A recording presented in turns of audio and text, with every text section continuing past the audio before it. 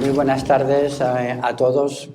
Antes que nada, daros la gracia por estar aquí, por acompañarnos en esta presentación que va a hacer Hugo Vázquez. Una presentación tremendamente interesante porque nos va a hablar de algo que es bastante desconocido, de lo que es el legado español, no solamente en lo que normalmente llamamos hispanidad, que son los países de habla hispana, sino el legado en parte de Europa, fundamentalmente en Italia. Estamos aquí organizando estas charlas, la Asociación Héroes de Cavite. Quiero hacer una pequeña reseña del papel de nuestra asociación, precisamente por el interés que ponemos en la divulgación de nuestra historia, ¿no? Héroes de Cavite es una asociación cultural sin ánimo de lucro que tiene implantación internacional, que se creó hace muy poquito, en el año 2020. Nació con la voluntad de distribuir, repartir, dar a conocer nuestra cultura y la historia entre los ciudadanos de la comunidad hispánica. Sus principales objetivos son realzar las actividades culturales y realizarlas igualmente, fomentar el hispanismo y la historia compartida, sobre todo desde 1492 a 1898. Al mismo tiempo, dar a conocer nuestra historia, luchar contra la leyenda negra, ese estigma que tanto daño nos ha hecho a lo largo de la historia y que tanto cuesta quitar de las mentes de todos, fundamentalmente de los españoles y del resto de la comunidad hispánica, divulgando la realidad histórica, que ni siquiera se suele contar en los colegios o en los centros de enseñanza escolar en general. A su vez, Héroes de Cavite defiende a ultranza la unidad territorial de España, tal como se recoge en el artículo 2 de la Constitución española. Reivindica el español como lengua común y elemento cohesionador de la hispanidad, sin olvidar el resto de las lenguas presentes que nos aportan riqueza cultural. Lo gran importante del español es que es lo que nos da fuerza en el mundo. Si de repente nos quedáramos sin una lengua tan poderosa como el español, el mundo hispánico sería simplemente un azucarillo que se disolvería, y eso hay que evitarlo. De ahí el interés que existe tan fuerte por tratar de fragmentar la lengua común. Y ese interés no viene solamente por las lenguas regionales, sino por una lengua supuestamente universal, que en este momento es el inglés. Mucho cuidado con el inglés. Fomentamos el hispanismo y la cooperación e integración con los países de la esfera de la hispanidad, siendo consciente que este es el resultado de un mestizaje y que unidos podemos ser más fuertes para afrontar futuros retos en el mundo globalizado. Dentro de los límites marcados por lo anterior, la asociación se mantiene en una estricta neutralidad política, de tal manera que entendemos que la hispanidad es un concepto transversal y no una ideología. Por eso no nos hacemos eco de ninguna ideología concreta, respetando todas. Damos nuestro agradecimiento también a dos personas y dos instituciones que colaboran con nosotros, que es el Gran Hotel de España, de Oviedo, y el restaurante La Floridita, también de Oviedo, que siempre nos prestan su apoyo. Y dicho esto, voy a hacer una pequeña reseña del protagonista de esta tarde, que es Hugo Vázquez. Hugo Vázquez es doctor en Historia y licenciado en Antropología Social y Cultural. Está especializado en el tránsito del ejército medieval al moderno durante el Renacimiento. Es autor de varios libros sobre ese periodo y se ha ocupado de figuras tan importantes en nuestra historia como el Gran Capitán o como Pedro Menéndez de Avilés y el secretario real Juan de Coloma, así como otros personajes. Ha sido comisario de exposiciones como la del centenario de Pedro Menéndez de Avilés, celebrada en Asturias, o como paleógrafo, y ha colaborado como documentalista, entre otras celebradas por el Ministerio de Defensa sobre el Gran Capitán en Toledo, o la comisariada por Ramón Vega Piniella sobre Asia en el Museo Naval de Madrid. Ha participado en múltiples congresos internacionales y, en especial, ha coordinado el segundo congreso sobre la familia de los Fernández de Córdoba en Alcalá la Real, o la que se le celebró en Granada con motivo del 5º centenario del Real Monasterio de San Jerónimo. De todos ellos se han publicado sus actas. Completa su obra con un extenso reguero de artículos en publicaciones científicas y desde hace un tiempo colabora en prensa en la sección de Historia y Cultura del periódico digital La Crítica. Por último, en la actualidad ha sido uno de los impulsores de una asociación que, con sede en el Real Monasterio de San Jerónimo y dedicada al Gran Capitán, pretende ahondar en el estudio y divulgación tanto del personaje histórico como del cenobio donde se le dio cristiana sepultura. Como podrán ver, él tiene un extraordinario conocimiento sobre lo que vamos a hablar, porque si alguien estuvo vinculado a Italia fue precisamente Gonzalo Fernández de Córdoba. Un gran aplauso para Hugo, por favor.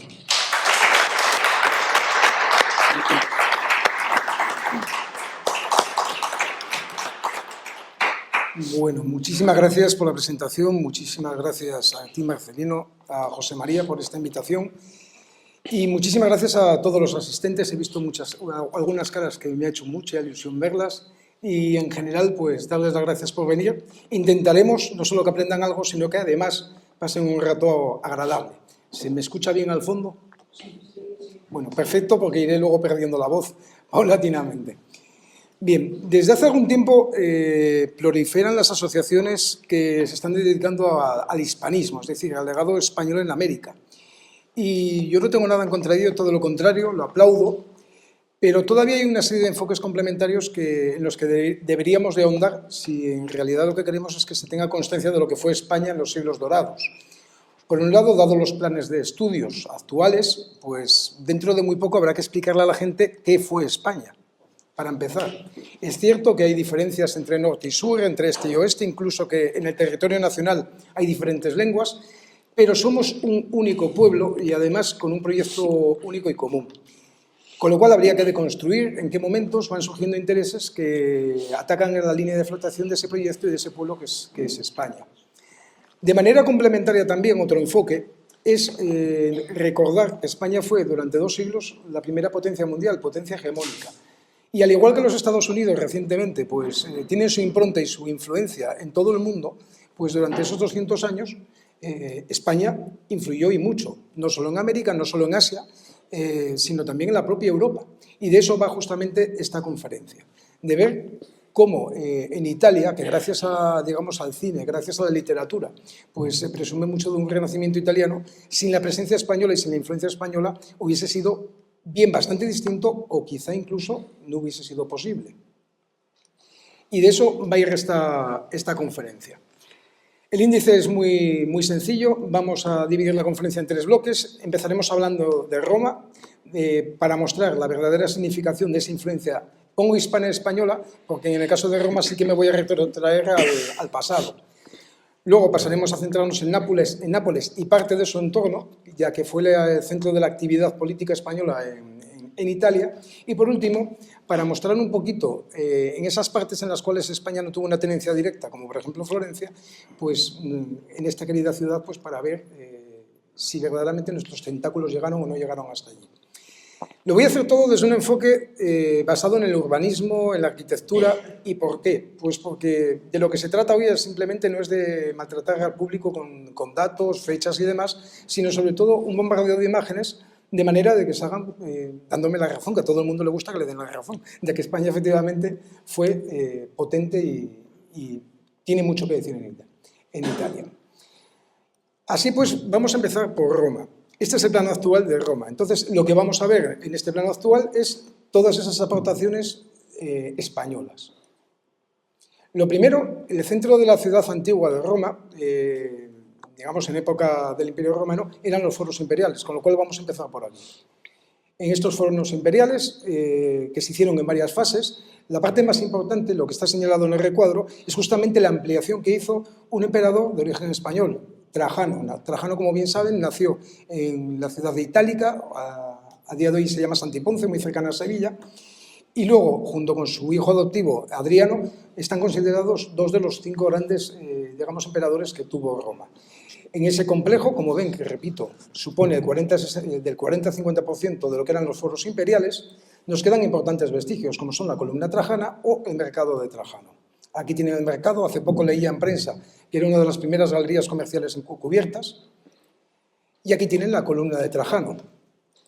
La columna de Trajano, me voy a detener un poquito en ella porque no deja de ser, para mí, una de mis obras favoritas. Es una auténtica maravilla. Representa un libro, no un libro de los de ahora, sino un libro de los de antes. He puesto aquí una Torá, porque dado que los judíos son bastante conservadores, sus sagradas escrituras las siguen conservando en este formato. ¿Y qué se narra en ese libro? Pues se narra, entre otras cosas, las 2 campañas que tuvo en la Dacia, la actual Rumanía. Con estas victorias, Roma alcanzó su máximo esplendor y su máxima, digamos, expansión territorial. En la base de esta columna estaba el sepulcro en 2 urnas de oro de las cenizas, tanto del emperador Trajano como de su esposa. Luego tenemos el Arapacis. El Arapacis es una referencia, digamos que indirecta. ¿Por qué? Porque fue un altar conmemorativo que mandó hacer el emperador Augusto, justamente, adivinen ustedes, por las conquistas en la cornisa cantábrica, justamente en el espacio que hoy vivimos y donde estamos impartiendo esta conferencia. Es una pieza clave también del arte romano, no solo por su ejecución, sino porque además es una fuente de primer orden para conocer la religiosidad, el sacerdocio y los rituales de la época. Volviendo otra vez a la época de Trajano y su descendiente, Adriano, tenemos, cerquita de la Fontana de Trevi, el templo de Adriano, tenemos vinculado también a él el Panteón y tenemos también vinculado a él el Castillo Sant'Angelo. Del primero de decir que efectivamente no lo levantó él, lo levantó su sucesor, pero que ese edificio luego modificado fue ni más ni menos que la sede de la Bolsa de Roma.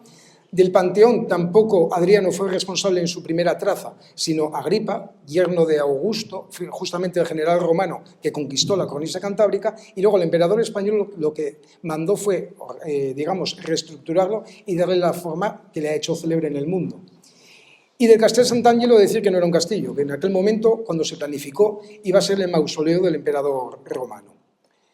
Roma, como todas las ciudades, tiene épocas de esplendor y épocas de decadencia. Después de los años dorados del imperio, Roma se viene abajo. Recordemos que incluso durante la Edad Media va a haber una temporada en la que, digamos, la Santa Sede, la cabeza rectora de la Iglesia Católica, ni siquiera va a estar en Roma, se va a trasladar a Aviñón, en Francia. Con lo cual, digamos que Roma tiene su propia Edad Media. Transcurrido ese tránsito, la época nueva del esplendor de Roma viene ya en la época del Renacimiento. Y no he querido mover la diapositiva porque justamente va a venir muy vinculado a una familia justamente española, que son los Borgia. Los Borgia van a ser los que, en cierto modo, sean unos de los responsables de convertir el sepulcro del emperador Adriano en un castillo. Además de eso, si ustedes visitan en Roma los museos vaticanos, que seguramente lo harán para visitar, entre otras cosas, la Capilla Sistina, pues lo que verán ustedes serán una serie de dependencias, también dedicadas y pagadas o sufragadas por los Borgia, con lo cual sigue adelante, digamos, ese patrimonio español. Tenemos otra pieza clave señalada en el mapa, que es San Pietro in Montorio. En un pequeño, en un importante monasterio franciscano, en la colina un poquito más arriba del Trastevere, los reyes católicos, cuando fallece uno de los infantes, el infante Juan, el que iba a ser el sucesor de la corona, pues contratan ni más ni menos que a Bramante para hacer esta obra, el Tiempieto. Es una de las obras también claves dentro de la arquitectura romana. Hoy esa zona en concreto, aparte de esta joya, pues podríamos decir que prácticamente es española, porque allí está el complejo residencial del embajador en Roma, ahí está la Real Academia de España, que es la sucesora de la Real Academia de Bellas Artes de San Fernando, incluso también está en aquella zona el Liceo Español Cervantes, que es, digamos, el instituto que se ocupa de la divulgación de nuestro idioma más allá de nuestras fronteras. Y dicho esto, y mencionada la embajada, también tenemos que mencionar la embajada española. Otro edificio, es posterior al edificio, pero que alberga la embajada más antigua de todos los estados europeos. En la Edad Media, cuando un rey tenía que llevar a cabo cualquier negociación con otro estado, pues se organizaba una expedición diplomática. Se nombraba una persona que es la que tendría que llevar a cabo esas negociaciones. La primera vez que unos monarcas en Europa, los reyes católicos, deciden crear una embajada permanente va a ser justamente en España, va a ser la española y en Roma. Por tanto, esta embajada, de alguna forma, va a cambiar la forma de hacer política internacional en la Edad Moderna. Como no, tenemos que mencionar al Yesu. Este potente edificio es la sede de la Orden de los Jesuitas y como tal, digamos que es el espejo en el que se deberían de mirar todas las fundaciones de los jesuitas a lo largo del mundo. Es uno de los edificios posiblemente más trascendentales porque más veces se ha evocado a él. Es además donde tiene su sepulcro el santo español San Ignacio de Loyola. En un espacio cercano tenemos también la plaza de San Ignacio. Esa imagen no pertenece a ninguna construcción española, pero tiene una arquitectura bastante llamativa. Lo que hace no es una de las plazas más conocidas de Roma y, sin embargo, sí es una de las más coquetas. En ese entorno tenemos la primera iglesia que se dedicó al santo español, la iglesia de San Ignacio, y tenemos el Colegio Español, digamos el centro de estudios más importantes de la Orden de los Jesuitas. Incluso me he permitido, cerquita de la Plaza España, hablar del Palacio Mayor. Más abajo del Circo Máximo tenemos la Villa Magistral y sobre el Foro Romano tenemos la Casa de la Orden de Malta. Me he permitido también incluir a la Orden de Malta por una razón muy sencilla. Vamos a hacer un poquito de historia. En un pueblecito llamado Amalfi, de la costa amalfitana, de la que luego nos ocuparemos, un grupo de comerciantes crean la Orden del Hospital de San Juan de Jerusalén. Aquellos que les gustan la literatura de caballería sabrán que, por así decirlo, era la rival de la Orden del Temple. Bien, esa orden se establece en Tierra Santa, pero cuando los cruzados son expulsados de Tierra Santa, mientras el Temple se dedica a otras cosas y en parte por eso desaparece, la Orden del Hospital de San Juan se establece en la isla de Rodas, cambiando en cierto modo su vocación. Ya no solo iba a ser asistencial, de defensa de peregrino, sino que además, en cierto modo, inauguran una vocación marítima para luchar contra la piratería, digamos, musulmana. En el segundo gran avance de los musulmanes, que coincide, digamos, con la expansión del Imperio Otomano, van a ser expulsados de Rodas y, corriendo el riesgo de desaparecer, se encuentra con un personaje clave de nuestra historia, que es nuestro emperador Carlos V. Y Carlos V les va a ceder la isla de Malta. Desde entonces llevan 3 nombres: caballeros hospitalarios, caballeros de Rodas, y ahora son más conocidos como caballeros de Malta. Se suele decir erróneamente que Carlos V les regaló esa isla. No fue así. La titularidad de la isla va a ser española hasta que Napoleón les expulse también de allí. Y el pago simbólico de la orden a Carlos V va a ser todos los años de un halcón maltés. A día de hoy, la Orden de Malta, dicho o expresado de otra forma, es probable que hubiese desaparecido si no fuese por la injerencia española. Decir además que su prestigio es tal que es el único no país que tiene una silla en la Asamblea General de la ONU. Iba a decir de la OTAN, perdonen ustedes. Cerquita de la Piazza Navona tenemos otro edificio. Hoy esta iglesia se llama del Sagrado Corazón. Bien, esto en su factura original era la parroquia de Santiago, parroquia de los castellanos. Y cerquita del Palacio Farnese tenemos la parroquia de la Virgen de Montserrat, que era la parroquia de los aragoneses. Bien, cuando el proyecto común, ese proyecto común del que hablábamos antes, España, surge, los castellanos en cierto modo aludieron que la primera iglesia estaba en ruinas y las dos advocaciones se terminan juntando, patrona de Aragón y patrón de España, en la iglesia de Montserrat y Santiago. La importancia de esta iglesia llega prácticamente hasta la actualidad. Si ustedes recuerdan, nuestro anterior rey, Juan Carlos I, nació en Roma y su abuelo, Alfonso XIII, murió allí en el exilio. Aquí, esta es la iglesia donde fue inhumado hasta que sus restos fueron luego trasladados al Escorial. Y por último, como no, la Piazza de España.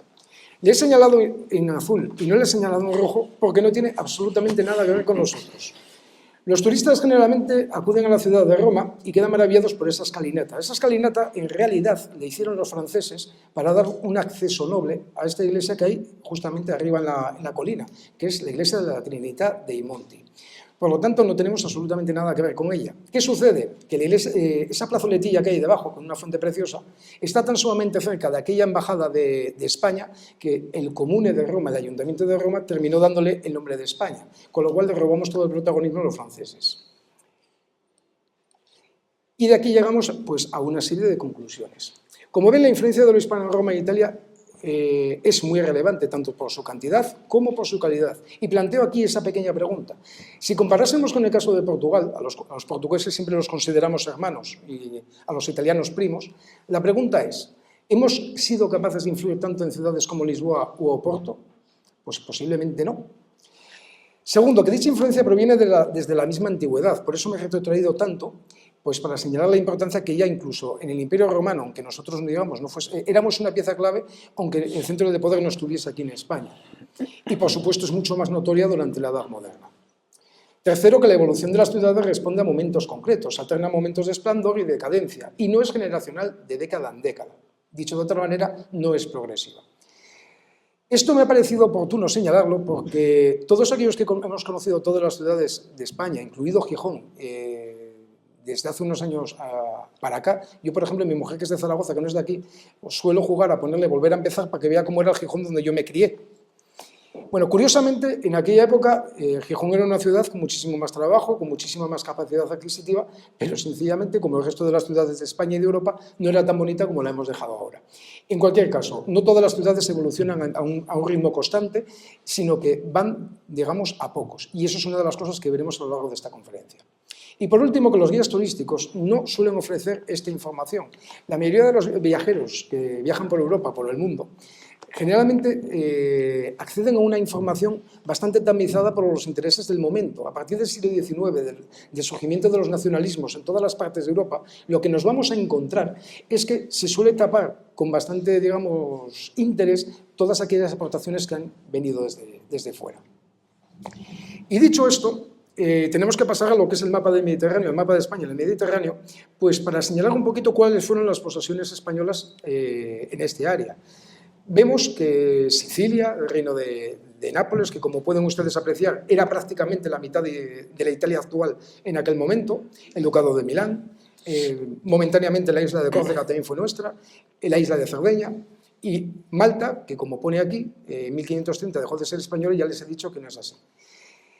Aprovecho para llamar la atención. Los historiadores solemos utilizar estas cartografías que nos vienen hechas y, sin embargo, muchas veces contienen muchísimos errores.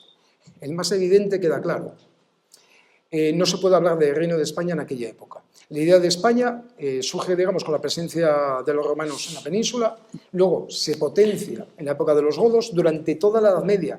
Esa idea de España va a estar, digamos, va a ser muy potente y con los reyes católicos se torna en realidad, pero institucionalmente solo podríamos hablar de Reino de España a partir de Felipe V con el advenimiento de la dinastía de los Borbones. Y tenía señalados algunos más, pero no voy a entrar en ello porque si no, el tiempo se nos va. Siguiente pregunta. ¿Cómo llegamos a alcanzar todos esos territorios? Bueno, pues fundamentalmente hay dos etapas. Entre los siglos XIII, XIV y XV tenemos que hablar no de España, sino de la Corona de Aragón. Hay dos periodos. La expansión de los almogávares, que como han visto en el mapa anterior, prácticamente llega a lo que es la Grecia actual. Y, por supuesto, Alfonso V de Aragón, el sabio o el magnánimo. Recordad que este señor nació en Castilla, Medina del Campo, pertenece a una dinastía castellana, que son los Trastámara, y que gobernaban en la Corona de Aragón merced a compromiso de Caspe. No obstante, a su muerte, era un rey muy medieval, decidió dividir sus territorios entre sus dos hijos, digamos, la descendencia legítima, que son los hijos tenidos dentro del matrimonio, y la descendencia natural, aquellos que son hijos reconocidos, pero que no fueron concebidos dentro del matrimonio. Consecuencia, parte de digamos, de esos territorios permanecieron desunidos. En la segunda etapa arranca, por así decirlo, en el siglo XVI. Coge algunos pocos años del siglo XV, pero podríamos decir que en el siglo XVI, y ya estamos hablando de una monarquía hispánica o propiamente española. Y ya estamos hablando de la unión de coronas castellano-aragonesa con los reyes católicos en el poder. Y como ven, no he querido enfocarlo desde el punto de vista político, porque tendría que referirme a esas 9 campañas, lo cual sería tremendamente horroroso para todos ustedes. Se puede resumir todas esas campañas en que, en el fondo, son diferentes campañas, pero es la misma guerra, es la guerra entre Francia y España por hacerse con el control del espacio europeo y por a ver quién se convierte en la primera gran potencia hegemónica mundial. Cambian los actores y cambian los escenarios. Por ejemplo, en las primeras etapas, la guerra va a tener lugar en Nápoles. Paulatinamente, luego se eleva, digamos, al norte de la península itálica y la guerra se va a situar en batallas cerquita, digamos, de la República de Venecia. En las últimas etapas, por ejemplo, pues Carlos V llega a penetrar con sus ejércitos y tomar la ciudad francesa de Aix-en-Provence o incluso en las últimas etapas, tiene sus consecuencias con los aliados y Enrique VIII de Inglaterra termina tomando algunas plazas al norte del paso de Calais. Es decir, prácticamente van a comprometer a toda Europa. Podríamos estar hablando, digamos, y ponernos colorados, de que estamos hablando de ya guerras mundiales plenamente. También cambian los actores. Hay varios reyes franceses implicados, como son Carlos VIII, Luis XII, Francisco I, y por parte española, los reyes católicos, Carlos V, Felipe II, etc. Bien, pasamos a la ciudad de Nápoles. Y para ello he escogido este plano de 1572, cuando, entre comillas, ya estaba todo más o menos hecho, o por lo menos bastante perfilado. Y la pregunta es la siguiente: ¿qué ciudad se encuentra Alfonso V y ya el gran capitán cuando la conquista en 1504? Pues lo que nos encontramos es una ciudad realmente todavía constreñida según los ejes de la arquitectura romana, marcados por el cardo y el decumano, es decir, una ciudad todavía muy cuadriculada y que había evolucionado realmente poco. Incluso, para aquellos que sepan un poquito de arqueología, aquí en la parte inferior se aprecia que ahí tuvo que haber un teatro, por la forma semicircular de la manzana de edificios. Y dentro de este cuadro, pues además estaba en el centro religioso, aquí por el centro está lo que es la Catedral de San Genaro, y en cierto modo el centro político. Alfonso V, en ausencia todavía de un sitio más noble donde reunir las cortes, las reunía en un monasterio que se llama de Santa Chiara.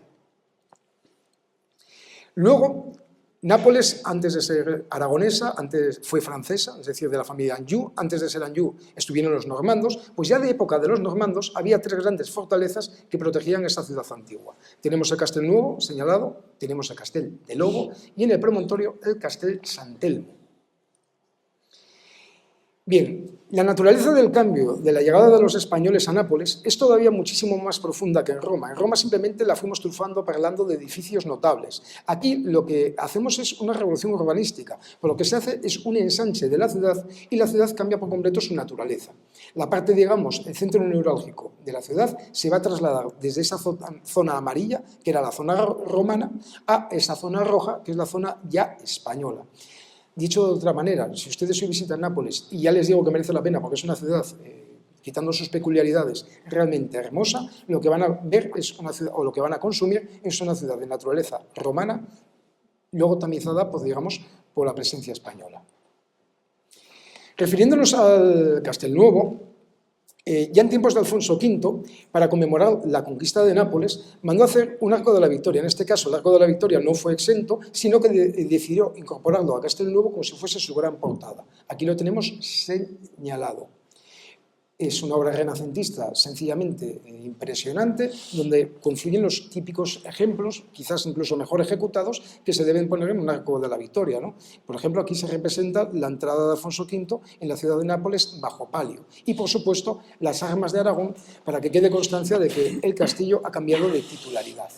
Además de esta arquitectura, tiene otra pequeña joya, ese arco, que es esta puerta de bronce, que es una puerta en la que se narran, entre otras cosas, parte de los episodios bélicos que le permitieron tomar la ciudad de Nápoles. Y además tiene otro pequeño regalito, que es ese pelotazo. En el año 1503, después de que el gran capitán venciese a los franceses en la batalla de Ceriñola, se dirige a la ciudad de Nápoles y la ciudad de Nápoles se entrega. Se entrega además de buen grado, pues que no debían de estar muy a gusto con la presencia francesa.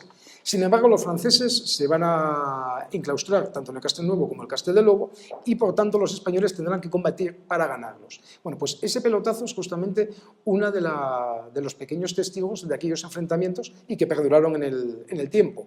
Hay que decir que la puerta original está en el museo del propio Castelnuovo y que en la entrada principal del castillo hay una réplica exacta con su pelota y todo.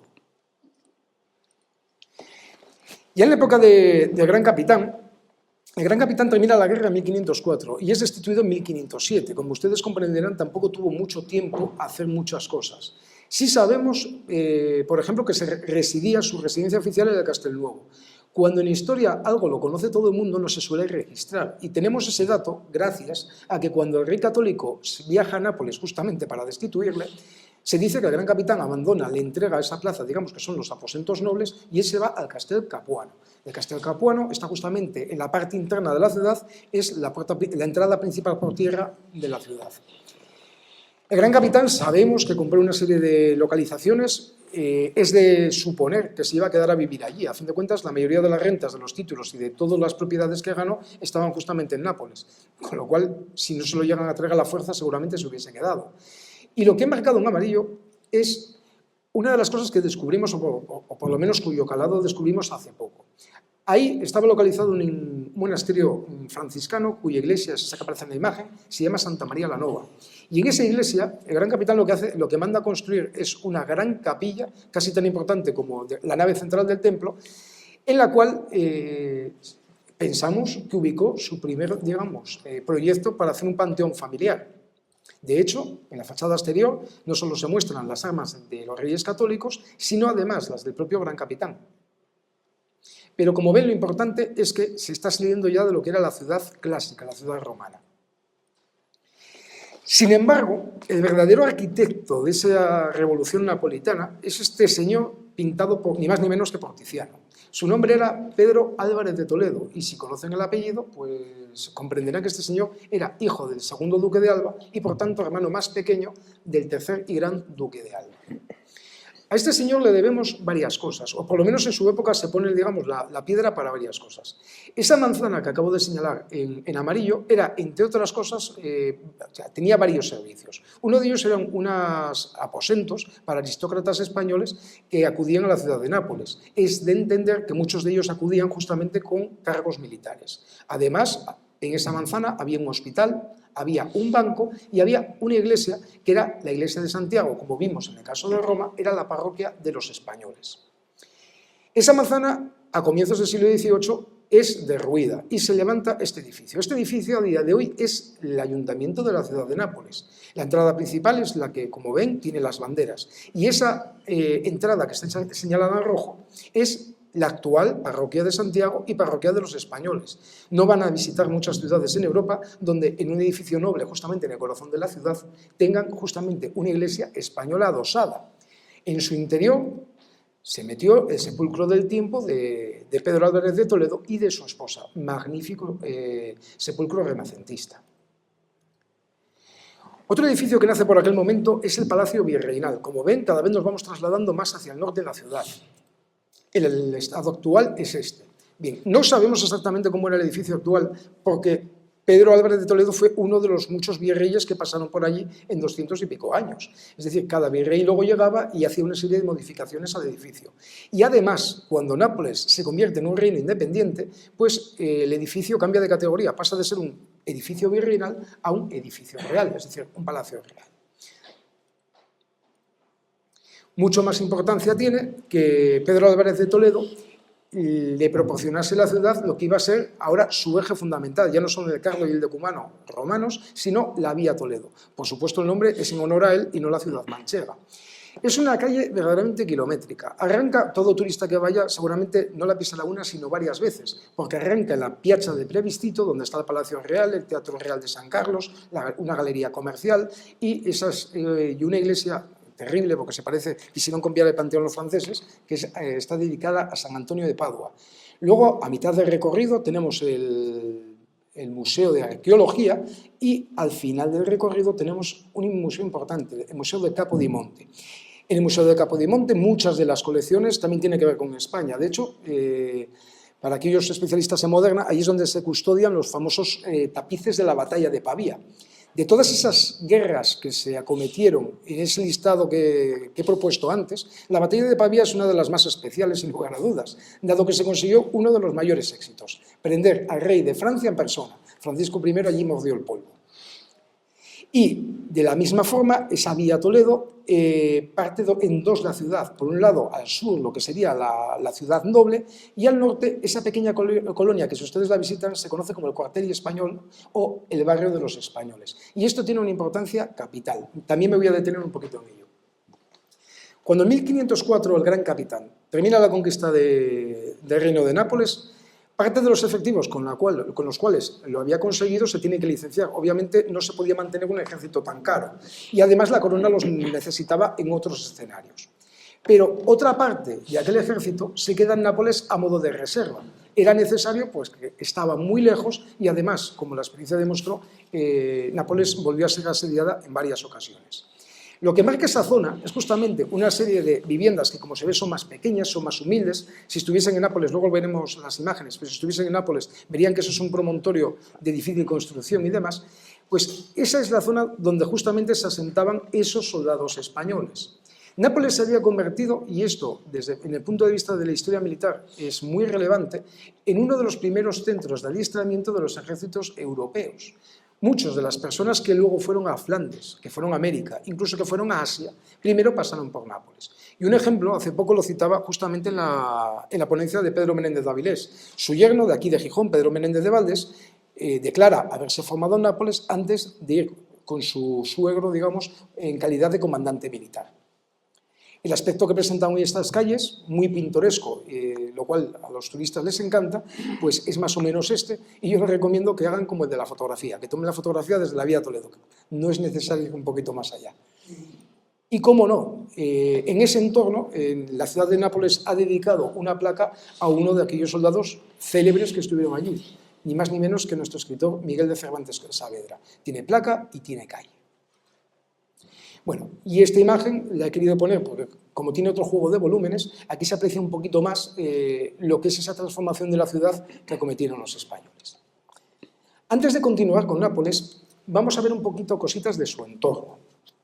Como ven, Nápoles está en el centro. He querido mostrar aquí, cerrando lo que es la bahía de Pozzuoli, vallas, porque habíamos hablado de Adriano. Adriano, como les dije, nace en España. Cuando se hace emperador en Roma, no va a vivir en Roma, sino un pueblecito cercano donde tiene su palacio, que es Tívoli, pero sin embargo, donde va a fallecer es justamente aquí, en Bayas, con lo cual lo hispano se sigue entrelazando.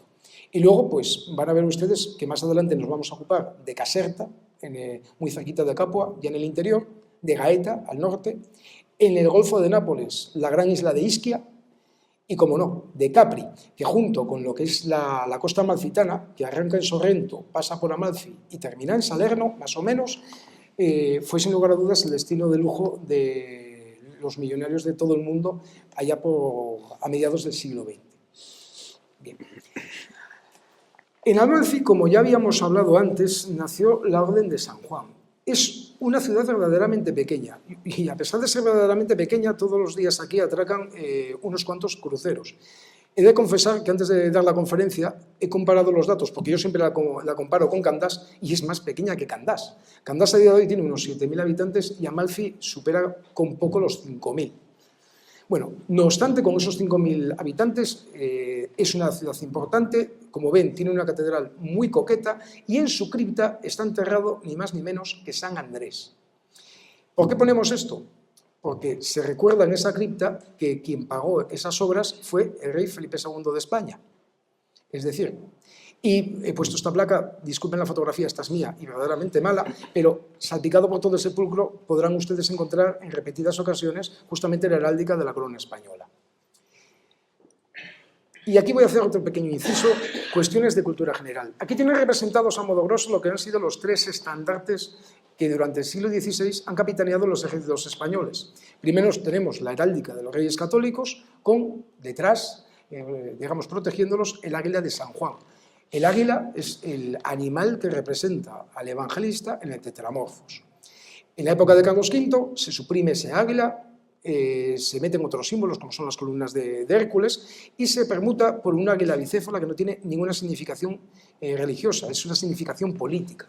Y por último, en época de Felipe II, se recupera lo que se llama la Cruz de Borgoña, que hereda de su abuelo Felipe el Hermoso y que, entre otras cosas, forma parte del escudo de la asociación que nos ha invitado. Bueno, esa cruz de Borgoña es la cruz de San Andrés, es el instrumento de martirio del apóstol.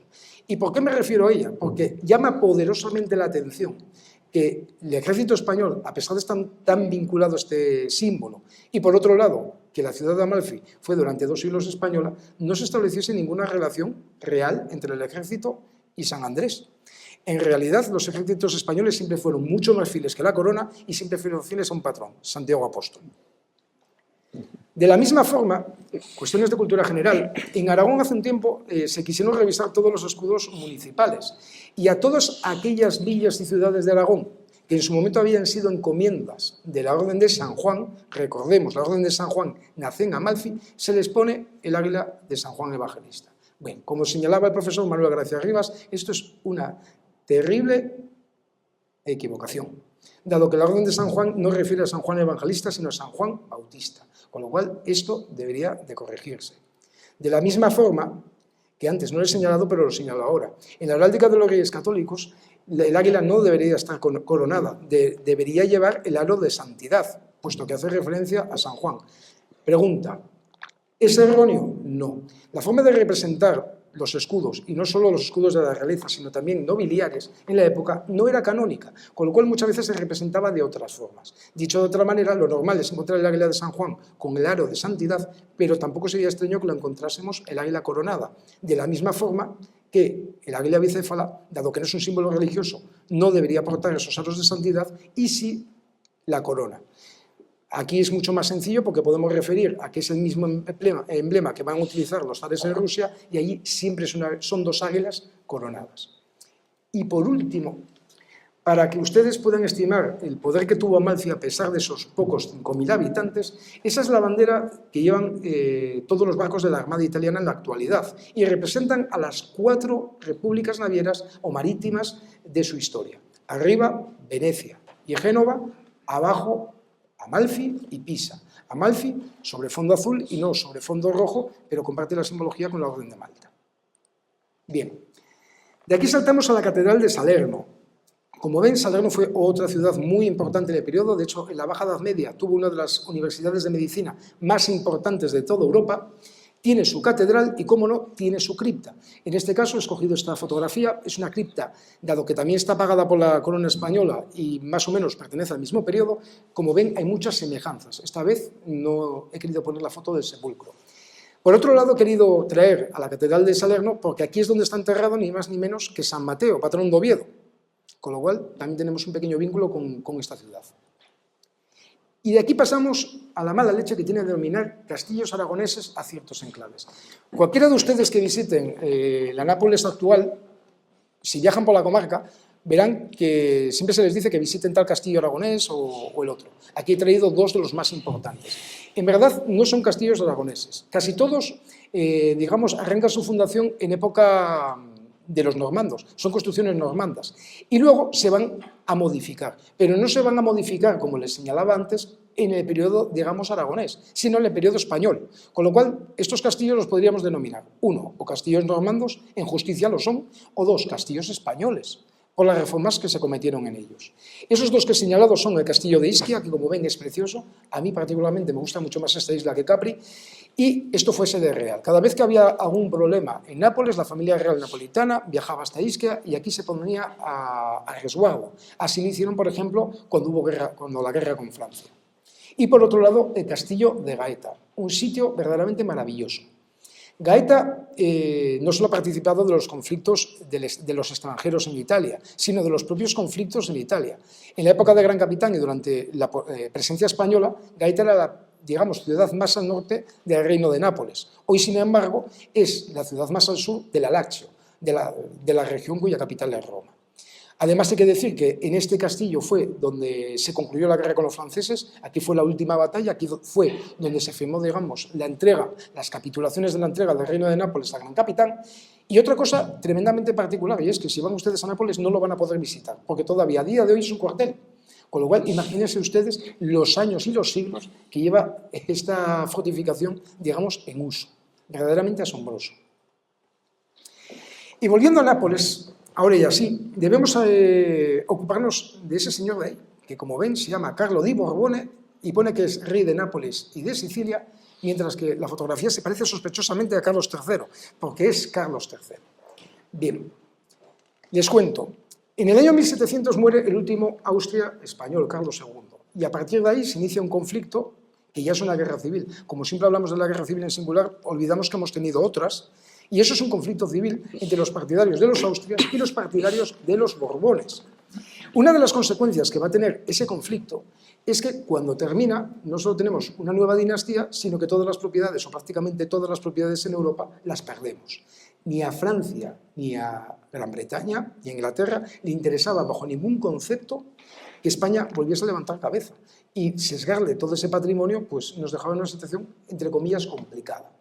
Sin embargo, quiso la fortuna que unos años después, unas muy pocas décadas después, se pudiese, y en virtud a los pactos de familia entre los Borbones franceses y los españoles, se le permite al rey de España nombrar un rey en Nápoles, pero con una condición. Ahora Nápoles ya no sería un estado vasallo, sino sería un estado independiente. ¿Y a quién se le designa? Pues justamente a quien luego será nuestro Carlos III. La razón es evidente. De Felipe V, todos los hijos que tuvo, Carlos en principio no tendría que haber llegado a ser rey, pero nadie suponía que Francisco I y Luis I iban a fallecer. De hecho, cuando al final le toca el turno, él tiene que renunciar a Nápoles y venir para España. Bueno, para los napolitanos es una figura, y lo van a ver luego todavía digamos, con más profundidad, pero es una figura trascendental.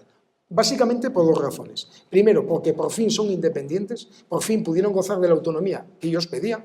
Y en segundo lugar, porque si bien nosotros a Carlos III le solemos llamar el alcalde de Madrid, pues que sepan ustedes que antes de ser alcalde de Madrid, lo fue de la ciudad de Nápoles. Entonces, lo que vamos a hacer ahora es señalar tres de las obras que hizo, al menos tres de las obras más importantes. La primera de ellas, antes de ser señalado Caserta, el Palacio Real de Caserta.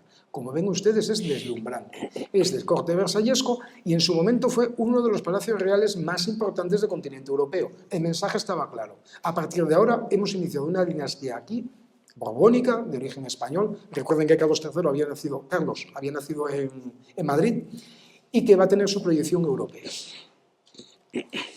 De manera paralela, arriba pueden ver ustedes el Real Hospicio. Nápoles todavía hoy es la única ciudad de Europa que tiene una densidad de población denominada asiática. ¿Eso en qué se traduce? Se traduce, entre otras cosas, en peste, muerte, miseria, pobreza, enfermedad. Bueno, uno de los patrones que hace Carlos V justamente es crear un gran hospicio para pobres, enfermos, y de alguna manera revolucionar la política sanitaria del reino, todo para mejorar la sanidad y el futuro ya no solo del reino, sino en este caso también de la ciudad. Y por último, el Teatro de San Carlos. Este teatro, según se encarga, se convierte en uno de los mejores teatros del mundo. Otro mensaje bien claro, Nápoles también va a ser un referente cultural en Europa. En este teatro, entre otras cosas, estrenaron muchas de sus obras el conocido Giuseppe Verdi. Una pequeña anécdota, en principio no estaba decorado rojo, sino azul, que eran los colores de los Borbones. Pero no podemos dejar de hablar de Carlos III sin hacer mención a dos cuestiones muy concretas. Este señor que presentamos aquí, Roque Joaquín de Alcubierre, era un militar e ingeniero de origen aragonés. Con tanta obra pública se terminó descubriendo prácticamente, empezaron a aflorar, eso cualquier persona que sepa algo de historia sabrá que cuando uno va a una zona arqueológica sensible, a poco que se raspa, salen cosas. Bueno, pues este señor, este aragonés de pro, fue justamente el descubridor de los yacimientos de Pompeya y de Herculano. Desde entonces, con un tesón verdaderamente envidiable, nunca dejó de trabajar como arqueólogo y además en una situación de precariedad completamente absoluta. En sus mejores momentos no llegó a tener una cuadrilla que pasase de los 25 hombres. Sin embargo, la colección, digamos, de escultura romana se vio aumentada. Aquí los franceses y los ingleses sí que nos la suelen jugar y esto es necesario explicarlo. Generalmente, a prácticas que se vienen haciendo a lo largo de la historia, luego los ingleses y los franceses lo que suelen hacer es darles una especie como de corpus, se lleva hacia la universidad y de repente lo convierten en ciencia. Y para vaciar nos convencen a todos de que ellos fueron los primeros. Pero, sin embargo, con el paso del tiempo, todos esos estudios o metaestudios de, digamos, cada uno de su propia disciplina, lo que vienen a demostrar es que hubo figuras españolas, no solo en este caso en arqueología, sino también en cuestiones como antropología, etnografía y demás, que justamente hacían exactamente lo mismo y a veces digamos, con una objetividad mayor que lo que luego se hicieron en las universidades inglesas y francesas. Por ejemplo, si acudimos al ejemplo de Schliemann, el famoso descubridor de Troya, pues lo que pocas veces se suele decir es que según sacaban las piezas y los collares, se los regalaba a su esposa. Ese señor no hizo lo propio. Y de hecho, no solo él no hizo eso, sino que Carlos, cuando es reclamado en España para convertirse en rey de España, no se trajo esa colección de escultura romana que a esas alturas él estimaba tanto. Mandó a hacer copias. Y ojo al dato. Aludió que se traían las copias porque las originales eran patrimonio del pueblo napolitano. Esto que estoy diciendo es tremendamente importante, porque a fin de cuentas se está aludiendo al concepto de soberanía popular, que no, digamos, en nuestro discurso no va a entrar hasta pasada la Revolución Francesa. Así que, digamos, que este señor merece el más sincero homenaje. Y por último, una cuestión que es de terrible actualidad y de la que tampoco se suele hablar. Como les decía antes, Carlos III en Nápoles es un personaje tremendamente adorado. Hay una cosa que no he explicado y la voy a explicar ahora.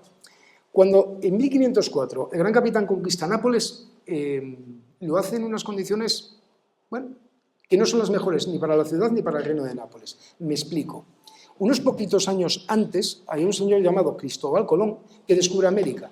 Y a partir del descubrimiento de América, el foco de atención de, digamos, todas las potencias occidentales se traslada de lo que es el mar Mediterráneo hacia el océano Atlántico. ¿Eso qué quiere decir? Que aunque nuestra gestión en el Reino de Nápoles, en Sicilia, en el Ducado de Milán, en Cerdeña, hubiese sido, digamos, verdaderamente buena, el contexto no era el más favorable. Por aquel entonces todo el mundo estimaba que los futuros recursos donde verdaderamente iba a haber negocio ya eran en el Nuevo Mundo, no en el antiguo continente, y mucho menos, porque además en el Mediterráneo estaba muy latente digamos, la amenaza del Imperio Otomano. Bien. Esa es la razón por la cual el segundo gran periodo de esplendor desde el Renacimiento, quien se lo va a proporcionar a Nápoles va a ser justamente la figura de Carlo di Borbone, nuestro Carlos III. Por otro lado está ese tema de la autonomía. Pues bien, recordarán que hace unos años las regiones del norte de Italia, en cierto modo, conforman lo que se llama la Liga Norte. Lo que vienen a decir es que están hartos de sus vecinos del sur, que son unos vagos, que son unos delincuentes, y que si la renta per cápita no hubiese que partirla, digamos, entre el norte y el sur, a Italia le iría bastante mejor. Bien, lo que se nos dice aquí es que la reacción normal a esa Liga Norte sería una liga unionista, es decir, aquellos que son partidarios de que Italia no se rompa. Y al fin de cuentas Italia se forma en el siglo XIX, después del trabajo que les ha costado, es decir, que se rompa, eso era una pena.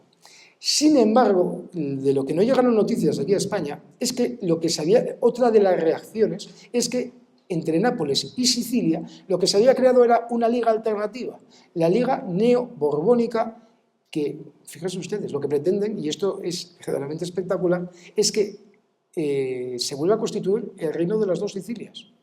Fíjense ustedes que como movimiento político es un movimiento tremendamente original. Generalmente los reinos son los que quieren pasar a ser repúblicas y sin embargo esta gente que vive en una república quiere volver a ser un reino. Bueno, he de decir que además en nuestra visita a Nápoles coincidimos con el pretendiente al trono, que es el actual duque de Calabria. Pero claro, ustedes se preguntarán, ¿y eso que este señor nos está diciendo verdaderamente es real?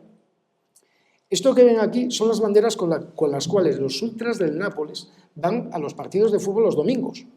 O bien es esta que tiene los colores del equipo, o bien es el estandarte original. Por cierto, ellos dicen que ese estandarte original es de Carlos III y, como ven, está bastante sobredimensionado. Esta foto es mía propia y pertenece ni más ni menos que al Museo Naval de la ciudad de Nápoles. ¿Se imaginan ustedes que al lado del Museo del Prado, nosotros en España, en Madrid, tenemos nuestro propio museo naval? ¿Se imaginan ustedes que lo visitásemos y encontrásemos, digamos, un cartel político como este? En Italia eso está pasando. Y cómo no, fue una foto del duque de Calabria en uno de los múltiples actos que, digamos, mes a mes todavía se organizan desde ya hace unos cuantos años. Con esto pasamos a lo que va a ser la tercera y última parte de esta conferencia. Para ello, es decir, aquellas partes de Italia que no fueron tenencia directa de la monarquía española.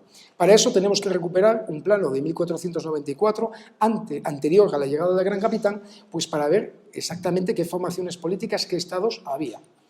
El primero que tenemos que señalar, obviamente, es los estados pontificios. Y no debemos olvidar que el máximo esplendor de los estados pontificios se produce justamente en la época de los Borgia. ¿Por qué? Porque no hubo ningún papado que tuviese una vocación terrenal tan importante como esta familia. A partir de entonces irán perdiendo paulatinamente todos esos territorios. Otra república muy importante es la de Venecia. La llegada de españoles y la llegada de franceses a comienzos del siglo XVI va a detener en seco la expansión dentro de Italia de la República de Venecia. Por así decirlo, marca el final. Y esto se produce prácticamente en una serie de batallas en la década de los años 20. Pero por otro lado, los venecianos tenían unos enemigos al lado muchísimo más poderosos como eran el Imperio Otomano.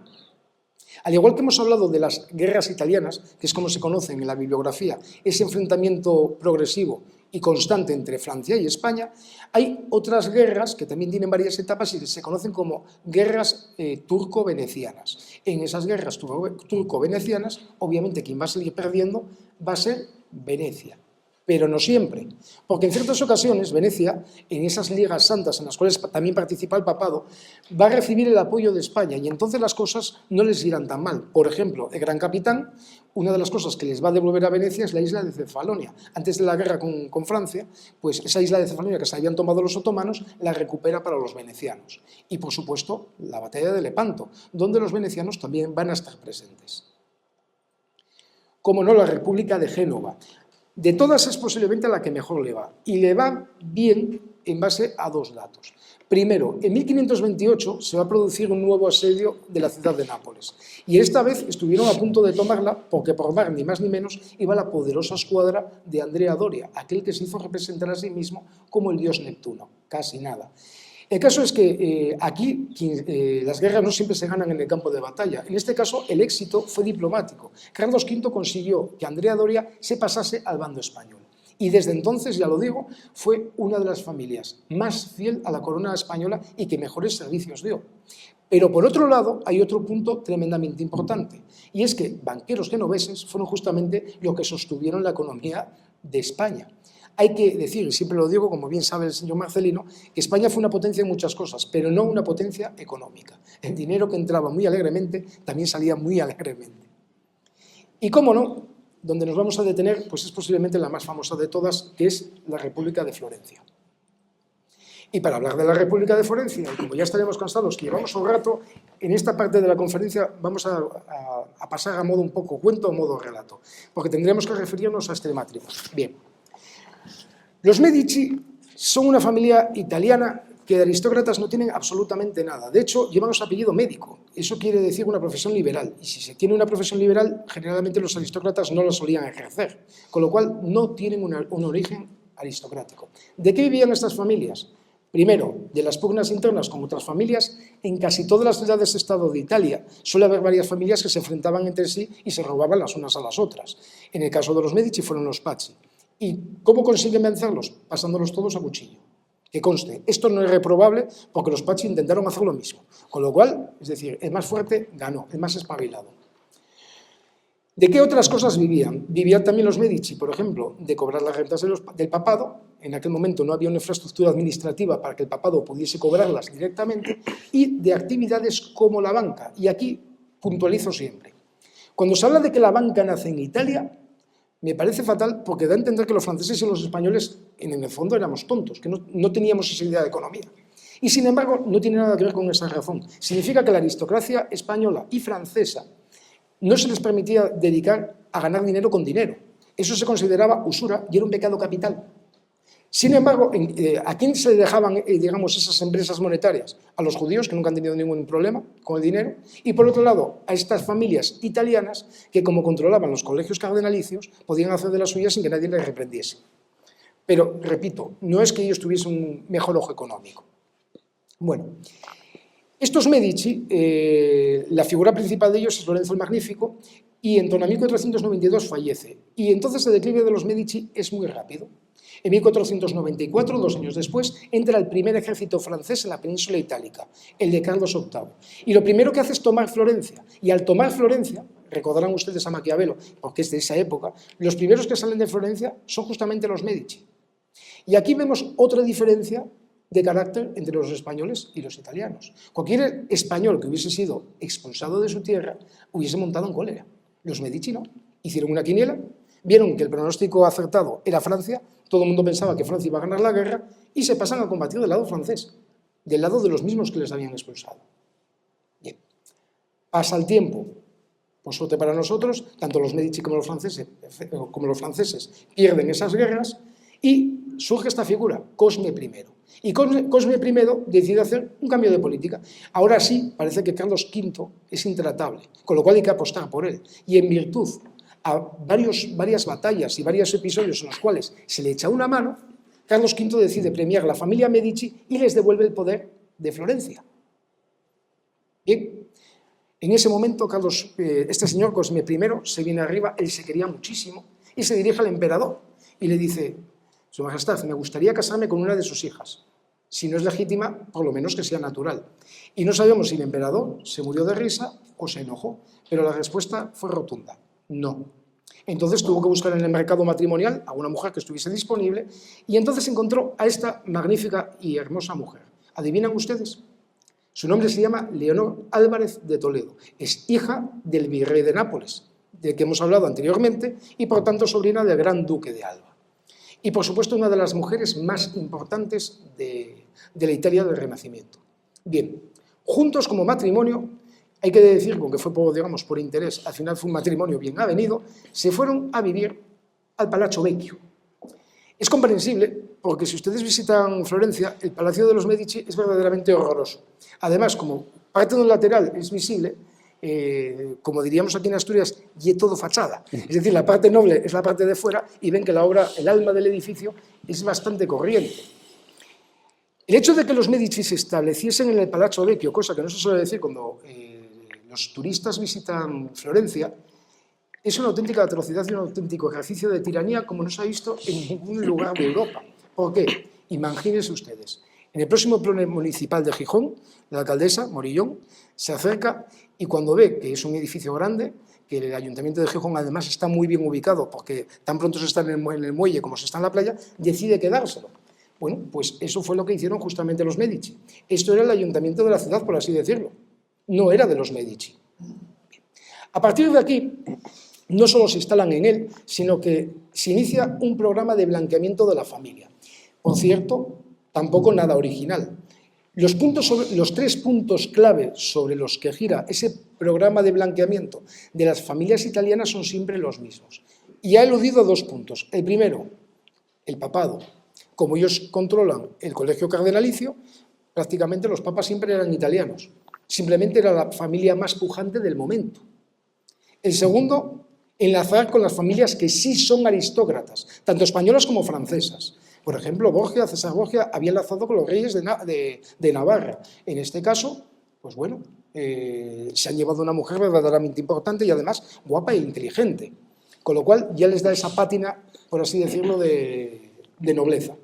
Y el último es un gasto desmedido e incontrolado en arte, que por otro lado no tiene absolutamente nada de desinteresado. Y justamente donde se comprueba esto es justamente la decoración del Palazzo Vecchio.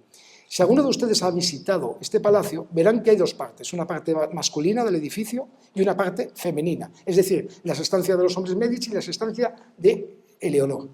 En la parte de los Medici lo que van a ver es 2 programas iconográficos. Uno, aquel que glosa las grandes glorias de los Medici, siempre sobredimensionadas, hiperbolizadas, es decir, dándole importancia a batallas y hechos de armas que a lo mejor no tuvieron tanta, y por otro lado, un programa iconográfico clásico, por el cual ellos pretenden hacerse ver y que la gente los vea como descendientes de los antiguos héroes clásicos.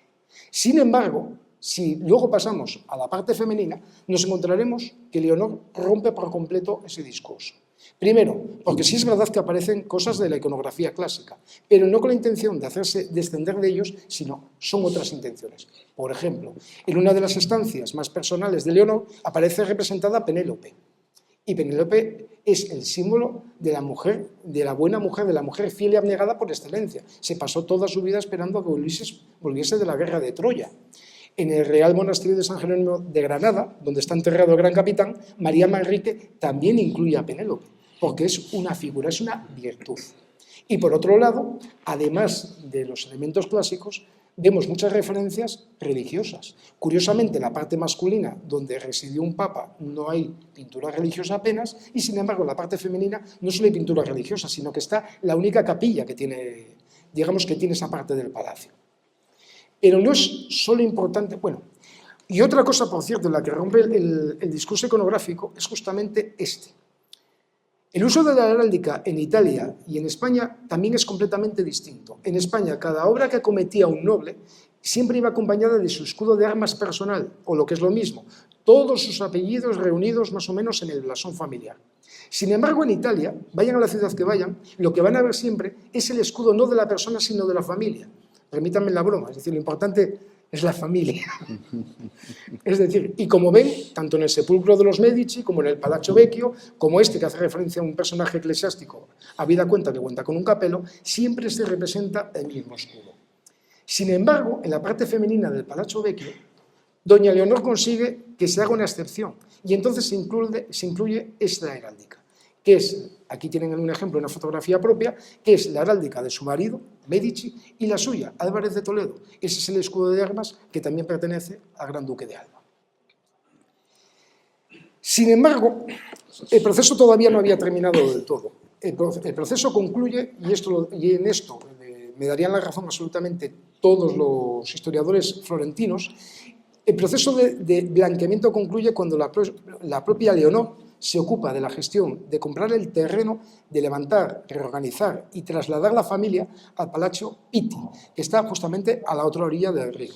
Ahora ya sí contarían, por fin, con un palacio propio y podrían ser una nobleza, digamos, vista desde fuera y respetable. La pregunta es, ¿lo consiguieron? Ciertamente, no sé si fue la hija o la nieta, terminó casándose ni más ni menos que con un rey de Francia. Una de las cosas que he dicho es que los Medici es la familia voluble por excelencia. Unos días estaban contigo y otros días contra ti. Y con esto llegamos a las conclusiones y ponemos fin a esta conferencia.